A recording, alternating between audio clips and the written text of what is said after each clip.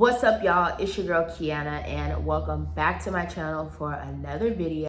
Okay, so I do want to tell you guys like a little bit about my weight loss and wellness journey, all of my struggles that I faced. I do have like a little notepad here to just like keep me on track.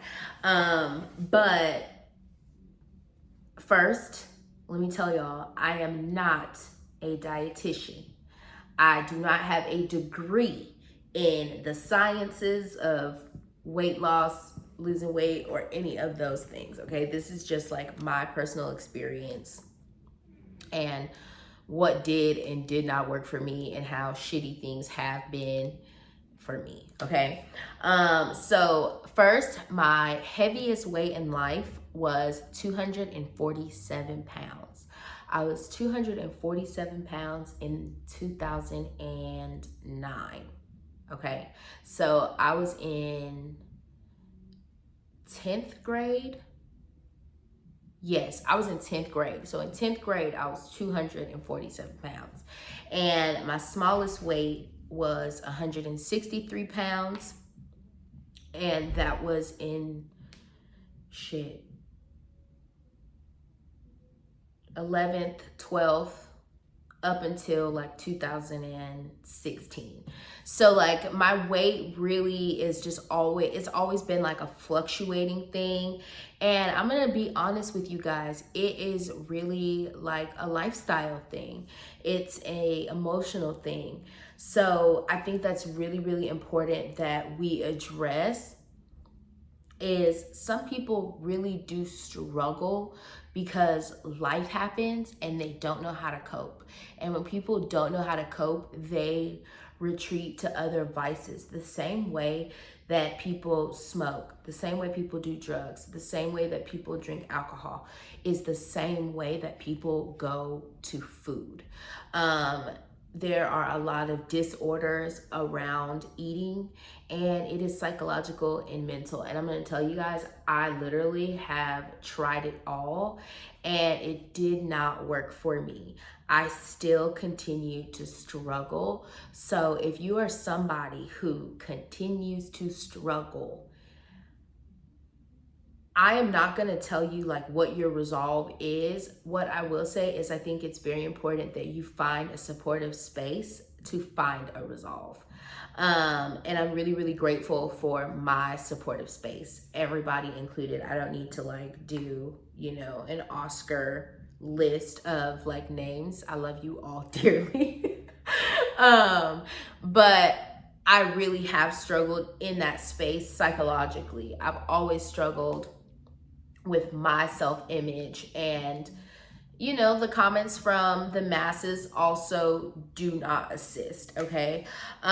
So first, like I said, my weight has always fluctuated. Being my heaviest at 247 pounds, at that time I was traveling. So my dad, he was active duty military at the time. We lived in Virginia, so we moved from Virginia to El Paso, right? That excursion in itself was filled with nothing but fast food, eating out. You're on a road trip. Then we go and we stop and see family. They cook. I am from East Texas. I was born in California. My dad is from East Texas. Texas has always been home. California's home as well. Both places, great food, okay? So when we're in East Texas, I'm eating all types of shit, okay? Hot water cornbread, collard greens, fried pork chops, Southern food, like good food, and I won't denounce it. But that contributed, right? So we make it to El Paso. I believe it was like September. Yeah, it was like August, September 2009. We make it to El Paso. Then we live in a hotel. So we're eating out because we live in a hotel. Shortly after we get to El Paso, October, my grandfather passes away. So we go home. We go to California. We're visiting family. We do that whole process. What do people do when folks pass away? Food. You eat. They bring food. You don't cook, or you're eating out. So that was just like a process in itself. And I'm going to be honest, losing my grandfather was by far one of the hardest things that I've had to deal with. The second being my brother passing away in 2013, but we'll get there. But that was like my first real death, and like I took that on emotionally, and I ate a lot. Like I remember sitting in the room just like eating food, coming out just to eat. It was just like a really sad time. So coming out of that, I get back into activities because I've essentially just been like a freaking teenager going hard on the damn road for, 6 to 7 months, eating out all the things. We weren't doing sports. I wasn't active, any of that. So now I'm starting to get back, into that, and I completely shed all of the weight. I get to my smallest weight, which is 163 pounds, and that is right before I go off to college, right? So that is such a fantastical time. Like we're having so much fun. Yay, we're about to go to college. We're slim, trim, thin as wind, looking good. I've got like my high school dance body. Like I am looking like a fucking fox. I've got boobs up to here. That girl. And then freshman 15 happens, but I've got great homegirls. We're like, yeah, we're going to work out during the summertime. We're going to look good. We're going to be fit, all the things. And that actually does work. But being 17, 18, 19, like you just can't continue to do that forever, right? But I keep doing it forever. So I also am not like living a really good lifestyle, right? Because now I'm not eating home cooked meals. Like me and the homegirls want to go out and eat restaurants. We want to go do brunch. Like this is what my life was like. We were just like eating out all the time. And some college campuses, their food is not good. My first 2 years of college, I went to Grand Canyon University. Their food was amazing. I will say that. Their food was absolutely amazing. They had vegan options. They had like a salad bar. It was like really, really good. It was tight. And then in 2014, I transferred to Texas Southern University. I love my HBCU. But the food just did not do it for me. And the food that we did have, like, it was like it wasn't healthy food. You know what I mean? So I was eating out. Okay. And then you get into a relationship and then you gain weight. So lifestyle played such a huge role, you guys. Like, first of all, these men want you to be up in the house with them, fucking eating all the dang food. And then when you break up, you eat all the food. So I, am an emotional eater. All right, I will admit that. I eat when I'm happy. I eat when I'm sad. Now, if things are too stressful, my body will shut down. But I love food. That's just what we like, right? My mom is Jamaican, so we eat good food, okay? My dad is from the South, so we eat good food. I don't even know like how many other ways we can say this other than we like to eat. But moving to Houston definitely played a huge role in my just not care for exactly like what my body image was personally, because I'm around a bunch of women who are thick built. And so this is a space where I'm welcomed as I am, but I'm not really paying attention to my health, right? So this is when health comes into play. So like I said, I've been in college living life. If you went to college, you know. If you're going to college, you're gonna find out. And if you're going to college, watch this video so you don't end up like me. But I really just started to see that all of the lifestyle that I was living was starting to take a toll on my body. I was having joint problems. I was having problems with my sleep. I also was diagnosed with ovarian cysts at the age of 15. So being on birth control and all of that, I didn't even freaking think, you know what I mean, about what that did to my body. Okay. So when we start talking about health, we start realizing I'm doing a lot of things that are not good. I still drink alcohol, yes, but birth control, being on and off of it, did the 1-2 to my body. It fluctuated my hormones. It had my iron low. It had my blood pressure high. There was just a lot of things internally that really, really, really needed to change. And I think being younger, because I'm still young, but being younger, I was more attracted to, if anything, losing weight, to actually just achieve a goal. Oh, I need to lose some weight here and there, so that I can fit into this dress, or so I can look good in these pictures for this kind of thing. But I was not taking into account, number one, what those yo-yo diets and things like that, what that was doing to my body. And then I also didn't think how that was going to affect me in the long run, right? So now I find myself at 26 years old. Yes, I'm 27 now. So 25 years old. And I am getting out of a really, really toxic relationship. That relationship was extremely toxic, mentally, emotionally, and physically. So I did what I knew best, and that was to eat from a depressive state, right? And I was also a preschool teacher. Now, I was not comfortable in my skin physically, and then I was not comfortable in my headspace. I doubted myself. I was not sure of myself. I was not confident in myself.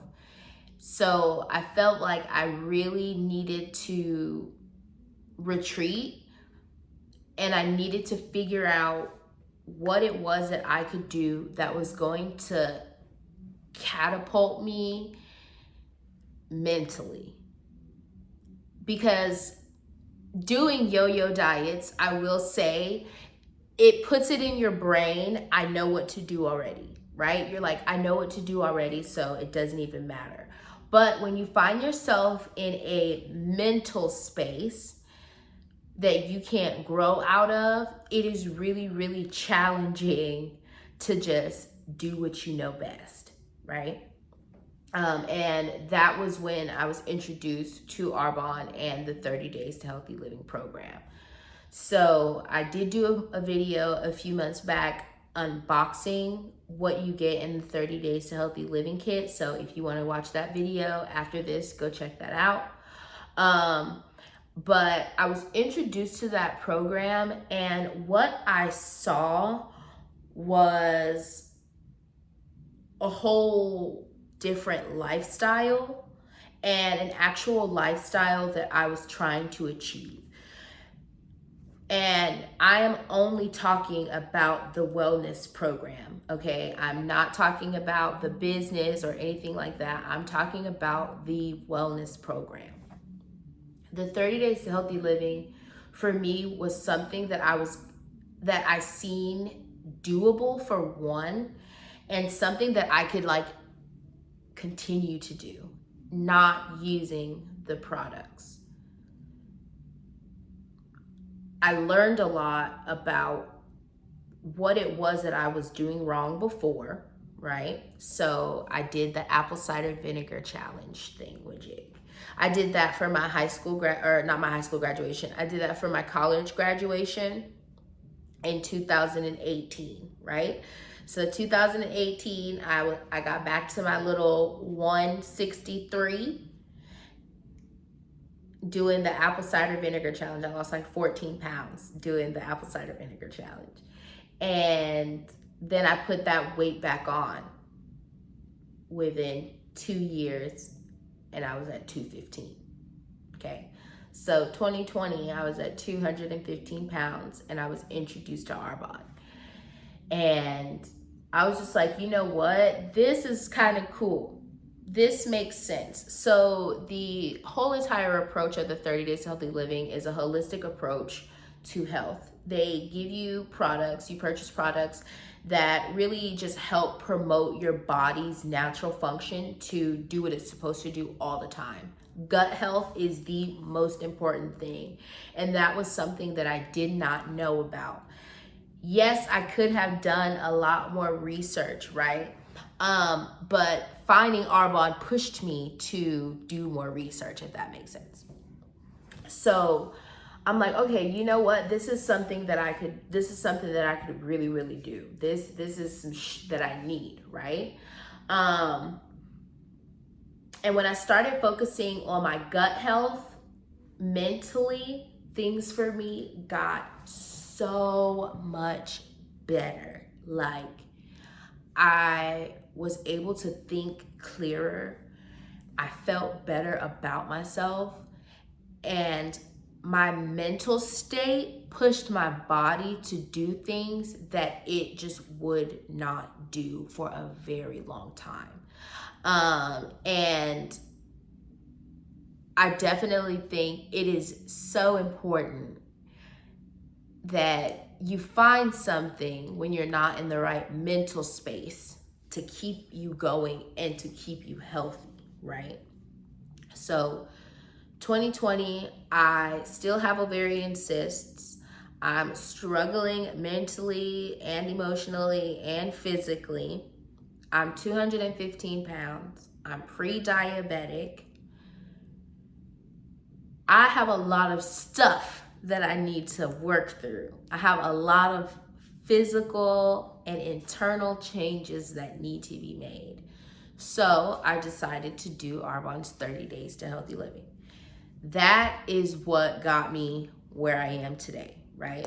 I do not have a scale, but I do know that my weight, smallest weight, okay, 215, I got to 186 pounds, okay? I'm 27 years old.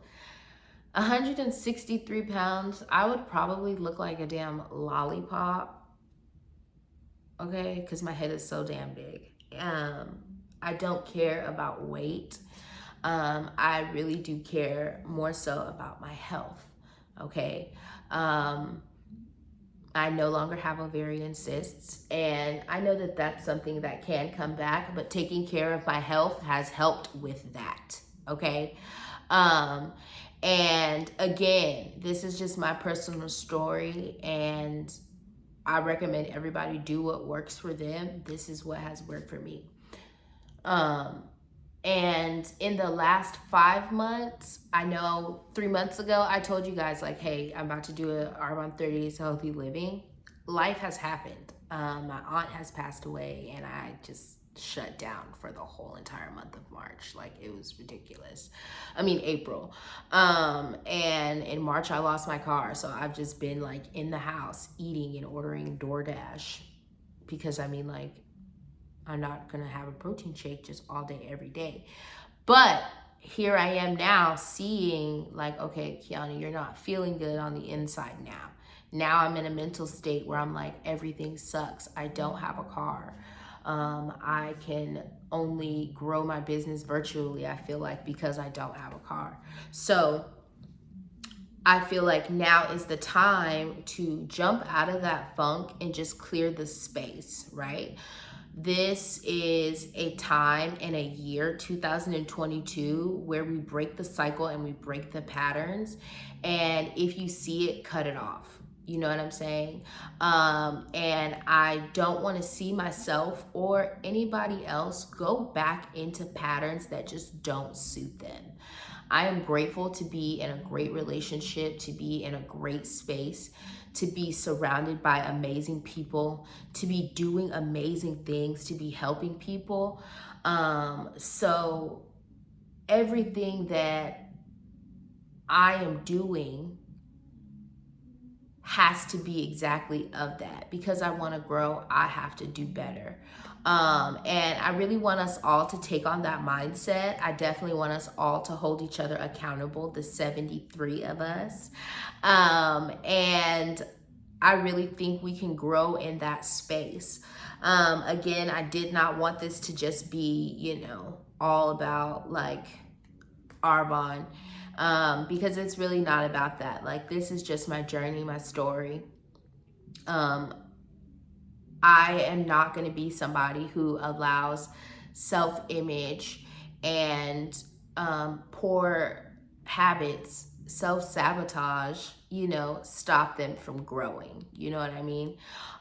So that is my story, you guys. I appreciate y'all for just kicking it with me. I thought I had a script or like stuff to keep me from going on a tangent. I don't know if I did. Let me know in the comments. I hope my heart was felt, if anything. But I will see you guys on the next video. Thank you guys so much for watching. May this be an awesome month.